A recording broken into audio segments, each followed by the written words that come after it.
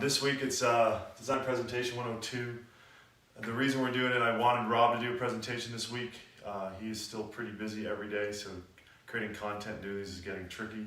So what I wanted to do this week was put a presentation up that answered a lot of the questions that my staff had received last week due to some of the things I announced. So most of this presentation is truly just in regards to answering questions that customers are having, so we can properly educate you on the process and what might have happened last week from some of our announcements on the bundle, DocuSigns, all the different things. So this presentation, hopefully on a Friday, will be rather quick, so everyone can get back to enjoying their Friday if you're tuning in. Thank you. There will be a Q&A at the end as well. But please just give me a few minutes to go over some things, and I'll be able to walk you through this presentation. So the first thing last week I announced was that both accessories and vehicle pricing was going to go up as of the 15th. What I want to do is kind of show you the trend that we've had since the people at Sandsport Show first ordered their cars and where we are today, show you where we're going to be as of the 15th. So I'm just going to use for an LE 4-seater, an El Jefe LE, as the vehicle that we used to go through the timeline. But as you can see, the El Jefe LE at Sandsports had an MSRP of $32,000 and included a speed key. And now, a little while later, we moved it to $35,000 in June of 2020. After that, we noticed pricing was going to be going up on our product, and we had different options that were growing on the product, different things that we had made the product even better and included. That moved it to 30, so it still stayed at 35 on July 1st, but then it went up again. And I gotta find where I have that in here, to 37. So you can see our trend for the people who had bought it in September of 19, and then all the way now to where we are today, August 15th, it's $38,500 or $499. That was a $6,500 jump on the LE over the timeline from people who ordered it. And in some of these situations, the speed key was included, so the value was even greater. And what I did is I put that on the next slide because I want to show people that for a lot of you, when you ordered our car, I brought this up last week, we didn't go back and say when it arrives you're going to pay the new MSRP. You're still getting it at the MSRPs that you ordered your car at. And I think that's unlike a lot of manufacturers. I know that's unlike many manufacturers, and it's our approach to goodwill to our clients that we believe that you put a deposit down based on what you thought the car was going to cost and what you were going to get. And what we've done is try to give you better than what you thought you were going to get at the price that you did. And we've had to evolve that going forward. And now due to increased costs in freight and in taxes and diesel fuel and the cost of plastics and the cost of rubber, everything that goes into this car, even metal is crazy pricey, we'll have a new increase on the 15th. That also goes with all of our accessories. But what I want to show you is if your El Jefe was at $32K and now it's $38, that's a $6,400 difference, $6,499 difference. The speed key is another $1,250, so $7,749 difference for the people who got in early in already increased value in their car. The car won't even depreciate that much in 1 year, so you actually can drive your car for the whole year and still be able to probably sell it for what you paid for it. In addition, if we go up another 4 or 5K on an LE, which I know we're going to, now that's going to be almost an $11,000 swing for our clients that got in early. And you know that amount changes based on when you bought your car and the MSRP at the time. But for people who bought early, it could be $11,000, $12,000. And that's a huge value. It actually adds another piece when you think about consumer financing. Consumer financing has a loan-to-value model, right? So if we have an 80% loan-to-value, you get a certain interest rate. If you have a certain score credit, you have a certain interest rate. So here we're ensuring at the same time that our customers, based on deposits they put down and increased MSRP, have already more than 20% down on their car. And that's huge, that you don't have to come up with any additional money for the banks to close on your speed UTV. That brings me to enclosed cab. We've had a lot of questions on enclosed cab this week. What should our customers do? on their enclosed cabs if they have deposits down. Well, my answer to that goes back to this. If you have $12,000 in value in your car, my recommendation would be to enjoy driving your a non-enclosed cab for a year, wait for us to finish all the testing and validation, understand our final pricing because plastics have gone way up, tooling has gone way up because we use metal to make tooling. Our final cost on the enclosed cab, I don't have a final number, but I can tell you if an LE is $43,000 today, and we know it's going to go up again in another year, what will the enclosed cab be when it comes out in a year?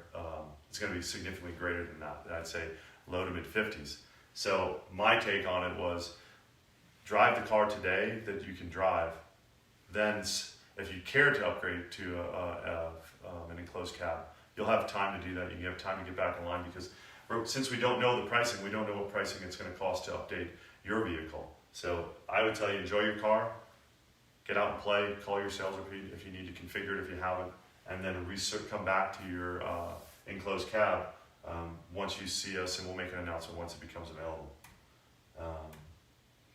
Questions had last week on pricing. Will warranty go up? Yeah, warranty goes up. All our cost of our hard parts are going up on our bill of material, so warranty is going to go up, and pretty much 15 to 20% on everything. I'll know a little bit more on the warranty pricing. I bet warranty is going to go up a little bit more, just because the cost of our bill of materials has gone up significantly. So if the vehicles are jumping 20 to 30%, I bet warranty is at least 20% up. So I'll have that here in another week when we go live with it. This led into the DocuSign. If you added the bundle last week, which was our digital bundle, which allowed you to have front and rear backup cameras, tire pressure sensors, belt temp sensors, and the wiring for the roof harness, which allows you to integrate into the chase bar so you can have brake lights, running lights, hazard signals for left, right, and center. It also allows you to add a dome light with a two-prong, like a two-wire connector in there. People are saying, well, what happens if I'm going to get a new DocuSign? You won't. It automatically updates your buyer's order.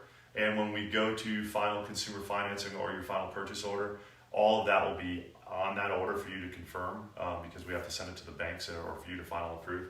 The DocuSign that we originally sent was for you to execute an agreement that allowed us to send it to manufacturing to the configuration you want. So this last little add is fine. You can't go back and change your DocuSign because it's already been added, but since we just added the digital bundle, that's fine for us to do. So please, if you're talking to your sales reps, don't worry about your DocuSign or your buyer's order. That automatically gets updated. But to go back and change what you've already submitted, I cannot do. I can only add. So you will not get a new one sent out. It will just come when we do your Freedom Road financing. People asked me about Freedom Road last week as well. Obviously, I'll be on the phone with them this week. We'll be getting a new rate chart and be able to share with you probably on the next episode what the rates with Freedom Road are going to be and the process of securing your loan docs on your vehicle. So I'll have more on that. If you just to review the bundle, if you weren't familiar, I did go over it. It does come with your belt temp sensor, your 4 tire sensors, your front and rear camera, and again that roof harness that allows you to integrate your your hazard signals, your brake lights, running lights, and then integrate a dome light if you needed to. And that was a $12.99, and that is a lot of people. Thank you last week. I think I created a lot of chaos for our sales reps, but that was something we thought was important to get done before cars shipped. The digital bundle on the tire sensors, a lot of questions came up on if I had paddles or if I had a trail kit or if I bought a spare tire, does the Bluetooth, does the tire sensor, can it be added? So yes, the answer is yes. You'll eventually at pickup be able to get more tire sensors for whatever paddles, spares, or whatever you have. As long as your dash is unlocked and has the modules, which come with the digital bundle, you'll be able to always add more tire sensors, and we'll have those available. But to just buy tire sensors, they will not work with the dash without us unlocking it. And I think I went through that last week. We have to order the dashes with different modules incorporated. And if you don't have the modules in the dash at inception, then they have to be uploaded later. Now, if you upload it at a dealer, and obviously there's costs associated with doing that at the dealer. So if you have it, you're fine, and we'll have more sensors that we'll be able to sell you at pickup or later at your dealer or online. But you still, if you haven't ordered the bundle, they will not work unless you have unlocked the dash. I spent a lot of time on this. Our vehicle is, as you can see, the MSRP is pretty high. There's certain things to protect our customers that I want to make sure we're in place, and gap insurance and theft insurance, which theft is a little different than your State Farm and Allstate. So I want to walk through these because these our sales reps will have at point of close. Gap insurance is exactly this. If your loan, not your car value, if your loan is $26,000 and you have a $16,000 value of your car, that means there's $10,000 difference, right? Because your car has depreciated over time. So you drive your car, you put a 5-year loan on it. On the 3rd year, you might be ahead, upside down, or in a bad predicament on your car, and your car gets totaled or wrecked. Gap insurance is what pays the difference to pay off your loan. So if your insurance agreement is only covering the Kelly Blue Book at the time, Gap is what covers the delta between what your insurance company is going to pay and what Gap insurance will pay. And then the other piece of that is theft. Theft is the ability to pay the difference again from your insurance to what a new car will cost. So they want to be able to give you, and it's a certain dollar amount, I think it's going to be $500 or $7,500 that will have in theft, that if you have a car for a year, the car is depreciated, the insurance company is going to give you X, and that's not going to be for a new car. This is to get you to be able to go back and buy a new car again. So these two are not necessary. I just want to tell you more stuff I get to work on all week long to make your final experience with Speed UTV one to remember, and I kind of keep working on these different things. I talked about this July 15th. Unfortunately, you'll see the price go up. I just want to put it up there one more time. And if anybody's has any questions, I'm going to switch over to Facebook and see if I can answer any questions for you.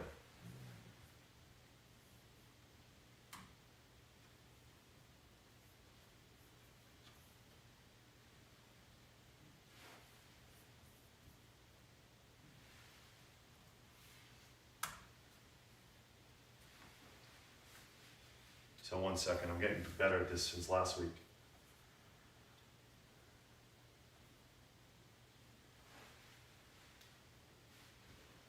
So Nate, correction, will the display allow our Bluetooth TPS sensors to be connected? You know, Nate, throttle position sensor to the dash, I don't know if we're showing TPS on the dash. I know we show tons of CAN bus data. I can double check with the guys on that, but and you have my cell phone, so please text me later. But I don't know if TPS is shown on our dash or not, but I'll find out for you, and I'll try to get you an answer over the weekend. Sherry Fickett, is speed key going up? Yes, Sherry, everything's going up in price on the 15th. Can we pay to unlock the display for tires, Dean Childers? It's later at the dealer you can. Right now, if it's coming built, we're unlocking everything with the bundle. It's really only a bundle option this time. We don't have the ability to go and just pick and choose. That will be something later the dealer will be able to do with a download device or an upload device. So that we can only do then. Mike Lowe, can we add the warranty now for today's costs, but pay for it through financing? Mike, I think that will be okay. Let me double check on that with how that will work with admin. I will make sure we do another post on that and get that answered. I don't see a reason why we can't get that done, but I want to make sure it doesn't mess up my accounting. So I'll get back to you on that, Mike, because yeah, I don't. If people have been waiting, and I understand that, to buy a warranty when we finalize their documents. So I'll try to figure out that, so that way we understand people have ordered warranty, but maybe we make that line item a pay at close. I think we can get that done.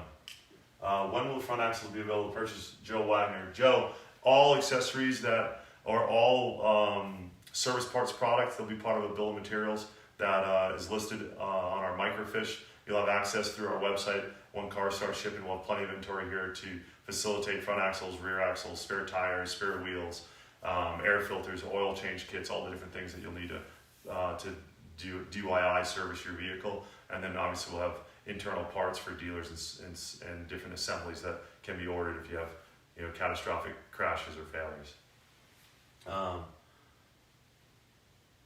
So Andy, on your dome lights and rock lights. So we've gone back and forth with the guys wiring the car for months now. I originally believed that I wanted the rock lights on each fender because I believe there's 4, and we had changed that to 1 in the front, 1 in the back, and then a dome light. So I believe the final configuration is going to be 1 on every fender, and that's why I've allowed for this new harness to be able to have a dome light, and it's a universal type dome light that can plug into that. So I hope that answers your question. Bob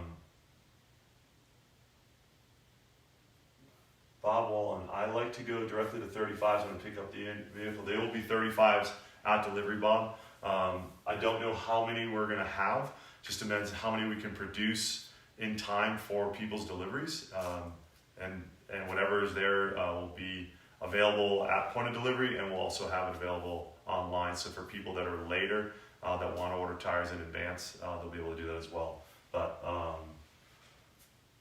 I don't have that available to buy yet, and we can't install it on the car. So as we have 35-inch tires at the dealerships and at pickup for our customers, you'll be able to order them then. Andrew, no, the bundle will not go up 15%. The bundle will not be going up. The bundle price is fixed. That's the one item that will not be going up because I already announced it. Nate, do I have weight and pricing on the 35s? I do not. I do know 2 things. They weigh more and they cost more, but beyond that, I do not have any more on that, Nate. Can we add to car if I already signed the DocuSign? Dean Childers, I just said that. Yeah, you can add into the DocuSign, just so you will not get an updated buyer's order. You cannot change a buyer's order that has been executed by deleting and adding, but you can, by deleting, but you have the ability to add because we have these last minute things. People want to add warranty, people wanted to add the bundle. So we had to open up the DocuSign so that would come in, and that gets created into your final documents that go to consumer financing or to whatever form of payment you choose to make. Do you have any dealers in Australia, Malcolm? No, we do not. Malcolm, we've picked, I think, 4 or 5 international places like Dubai. Obviously, we'll be down in Mexico. I think we're in Israel, and there's one more.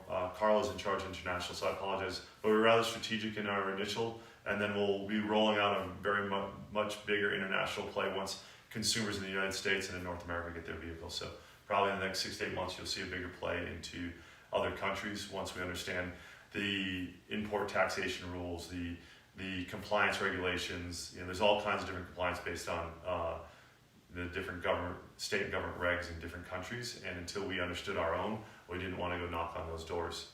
Will the side mirrors interfere with the window nuts opening correctly?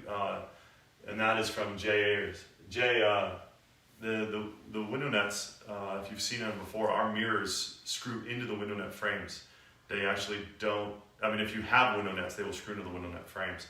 So they actually have the exact same thread pitch in the window net as we do on the male side on the mirror. So if you don't have window nets, they will actually come with a pillar or B pillar mount. But if you do have window nets, they won't interfere because they'll open and close just like your car does. They'll mount directly to the window net frame. How will warranty work for people on the East Coast with very few dealers currently? That's Joe Wagner. Joe, we are working, if we don't have a dealer, we'll be actually having service centers that we have set up that you can go get service. We're working on that now. It's my job to make sure we've looked at every zip code where people are located and trying to match dealers to those people. But if by chance you're a DIY guy and you just need an axle or something else, and you don't want to travel an hour to a dealer that's a service center from you, you'll be able to order that warranty part for us and ship directly to you. Sorry, if you say rise up lights, it sounds like razor blades in Australia. All right, Andy, Matt, rise up lights. That's all I got for you. Nate, any timeline in regards to start building Diablos? So let me answer a couple questions here. First off, we get a lot of calls. I'm master number 2000 El Diablo, and where does that fit in the build order? So I kind of went through this before, that El Jefes make up 60% of the cars we've sold. So I'm going to use the number 2,000 for conversation here. If you had 2,000 master number, 1,200 of those are El Jefes. 800 of those, hypothetically, are El Diablos. So as we start building cars, I can tell you we know we can build almost more than well, Rob thinks about 2,000, but I know no matter what, we'll be able to build 1,000 a month. Is what's fairly easy for us to do. So even if I push the button on El Diablos and change over the line, and we're trying to figure out when we're going to change over the line, that El Diablos and Bandits will be able to produce all of them in 1 month to get caught up on consumer. You know, our goal, and I think I announced this last week, is to have cars in September so people can see them at Sand Sports and have pickups and trying to figure out how many we're actually going to get to that event, if not sooner. That's for us a very big event for everyone who was there last year. So we're trying to make that another big event for us this year. And then from there, start moving cars every week to consumer and try to get everyone's cars done before the end of the year. That will include El Diablos, Bandits, and all the four-seaters. So hopefully that answers that, Nate. And I wish I could be more clear, but understanding people's master numbers. I think, Nate, you're fairly early in regards to that El Diablo, and I think I have a lot of close friends now from being in this business that I get to talk to on a regular basis. But I think if we're going to be in September getting El Jefes out, and I bet that's going to be sometime in late October, early November on El Diablos, just on how long it takes to build these first, say, 1,000 El Jefes before we start running full steam on everything else.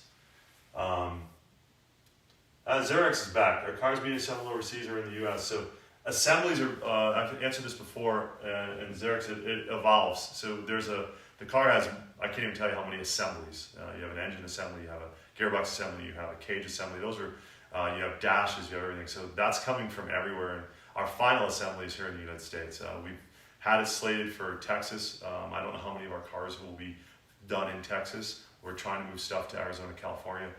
Most of our customers in the 7 western states, and with the cost of transportation now going from Texas back to the west versus just starting in the west and moving into Arizona, California, Nevada, Utah, Oregon, it saves us a ton on fuel. And since we're running our own tractors for delivery, we're managing all the logistics on that. So hopefully I can get that. I get a better answer on that, and I don't see it happening in the next 5 months, but as Robbie and I start looking at where we're going to make final assembly our home and distribution warehouse our home, that will evolve from Texas to probably closer. I'm hoping Arizona, just because of logistics. The rail comes in. There's a lot of things in the northwest part of Phoenix that really pay out for us, and it's a great place to interact with our customers, to have speed. In the west, I think is pretty neat. At Shea Himes, if you buy a 5th tire sensor, we'll be able to see it displayed on the dash like others. So it will only display 4 at a time, so it's not going to tell you how much air is in your spare. Usually if you have air in your spare, it's not flat. That's the reason it's on your car. But if you were to swap the spare to your left front, you actually get to program that and say, I have a new left front, and then it will display that tire. How much time difference if I take... So Andrew Durant, delivery in Havasu versus Vegas. I can tell you delivery in Havasu is going to be the fastest. By how much, I don't know. You can imagine we have to send trucks everywhere. So even though Vegas is pretty close to Havasu, if we're not going to Vegas because I got to wait for so many cars to be loaded on a truck to go to Vegas and set up a delivery party at a dealer, that takes time. So it's a minimum 2 weeks longer to take delivery in Vegas or anywhere versus Havasu, but that's still up to your discretion, and we'll be scheduling those as we start doing customers' paperwork. You'll start understanding our delivery schedule, and we'll be asking you at that time, do you want an October 15th delivery in Vegas or an October 1 delivery in Havasu? So you'll get those options as the time comes. Baja Mark, how you been, Mark? Thanks for stopping in and watching. I can't believe I get so many great friends watching on a Friday, but thank you. Kevin, if I order 2 sets of rot lights, will I have dome lights in the bed lights? Kevin, I got to look at how that is being wired. Now that we have the roof harness, I'm not quite sure. You know, the rear chase bar acts like a dome, and I know you can plumb up there because there's power up there. I'm not quite sure if you order 2 sets, where the other 4 are going to go, because I know when we first did it, it only has 4 locations. The others you could wire anywhere you wanted. So if you wanted to put it in your bed or in your cab or anywhere else, the other 4 rock lights you have, you'll be able to use to do it, place wherever you like. I think that's it. I appreciate you guys' time. I hope this is helpful, and we will try to keep you posted as much as possible. I want to answer as many questions as I could for our customers that have been interacting with our sales team. On another note, we did visit all our Colorado dealers and our Wyoming dealer. So we had a great tour this week between going down to Colorado Springs, and we saw sun in Denver. We were at All Terrain yesterday. We just left Jared at Big Pine Sports. So we made that wrap. We're looking at the rest of our calendar. We might be heading out because of the timeline to actually Northern Nevada to Carson City Motorsports first, and then making our way up to Dune Fest. August 3rd, we'll be there from Tuesday to Saturday at Dune Fest. And I think we're going to transition up to Portland and then Washington, and we'll make our way across and to Helena, Montana and back. So we are going to complete that circuit. If you haven't got to see the cars or our staff sit in the seats, that will be your time to make sure you do everything right. So, actually I'm going to answer one more answer. Carl Sykes, how does a speed shock compare to live valve? It's interesting. I get asked that a lot. Why? And some of the questions I think come from just consumer marketing or manufacturer marketing these days. There's perception, right?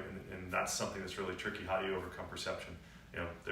There's all these different marketing ways to say something is good, but until you actually get to experience it, you really don't know. And hopefully when you drive our cars, you'll get to understand the difference between a speed UTV and other cars. And some people might never know the difference, because until you drive cars at speed, every car driving down the road at 20 miles an hour is going to be about the same. And if you're just using it as a corporate cruiser, just playing the tunes, there's probably not much difference besides safety and overall durability. But when you start driving a car at speed and understanding what it can do and understanding what a shock has to do, there's a lot that goes into it. And in fact, I used to be sponsored by Fox. They're great people. A dear friend, John Marking, passed away last year, was a genius in what he did. So there's nothing wrong with Fox products, or Brett King at King makes a phenomenal product. I actually race on his shocks right now on my trophy truck. And he's been sponsoring me forever. And even in the mountain bike world, I get sponsored and ride for both SRAM and Fox on suspension. So you learn a ton. You learn what's going in these shocks. You learn how they set up. You understand should shocks be using spring rate or valving. Oil thickness changes the game. Motion ratio changes the game. All these different things matter.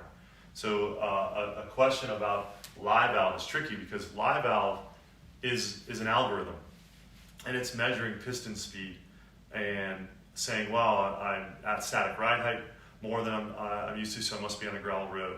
I have high speed piston speed, so maybe I'm in stutter bumps or braking bumps. I have a big G out that's there, and maybe I need to add more bottom out resistance. So it's trying to interpolate the terrain with microprocessors and make adjustments, and that's an algorithm. So you have to hope that algorithm is always being updated, or it's equal to what you want to feel in your bike. And I'll tell you, there's a product that I used to tune suspension in the past, and it's called ShockWiz.